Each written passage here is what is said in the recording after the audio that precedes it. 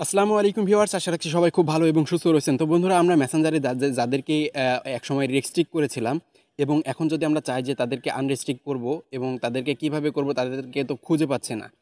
তো আপনারা যারা ভুলে বা ইচ্ছাকৃতভাবে কাউকে রেস্ট্রিক্ট করেছেন মেসেঞ্জার থেকে এবং এখন চাচ্ছেন আনরেস্ট্রিক্টেড করতে, তারা কিভাবে বিষয়টা করবেন বা ওই রেস্ট্রিক্টেড লিস্টটা কোথায় আছে এই সম্পর্কে আপনাদেরকে আজকে বিস্তারিত ভিডিও দেখাবো। তো চলুন শুরু করা যাক।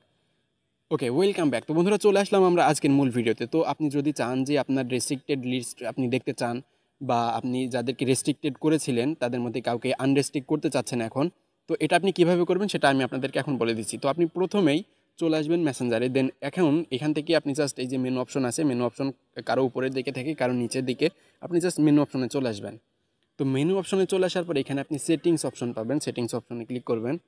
ওকে, তো বন্ধুরা, সেটিংস অপশনে ক্লিক করার পর এখন আপনি স্ক্রল ডাউন করে একদম নিচের দিকে চলে আসবেন। ওকে, তো নিচের দিকে চলে আসার পর এখন এখান থেকে আপনি প্রাইভেসি অ্যান্ড সেফটি বলে একটা অপশন কিন্তু পাবেন, এখানে ক্লিক করবেন।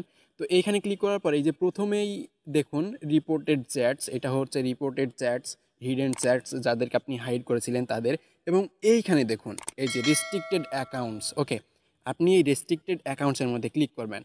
তো এখন এখন এইখানে আসার পর আপনি আপনি কাদেরকে রেস্ট্রিক্টেড করেছিলেন সমস্ত ডিটেল কিন্তু এখানে দেখতে পারবেন, সমস্ত আইডি কিন্তু দেখতে পারবেন। তো বন্ধুরা, এখন আপনি কাউকে আনরেস্ট্রিক্টেড করতে চাইলে এখন এখানে আসার পর তার আইডির উপরে ক্লিক করবেন। আইডির উপর ক্লিক করার পর এই যে নিচে দেখবেন আনরেস্ট্রিক্টেড অপশনটা কিন্তু এখানে আছে। ওকে, এইটার মধ্যে ক্লিক করলেই আপনার ওই আইডিটা কিন্তু আনরেস্ট্রিক্টেড হয়ে যাবে এবং সেই মেসেঞ্জারে অ্যাভেলেবল হয়ে যাবে। ওকে,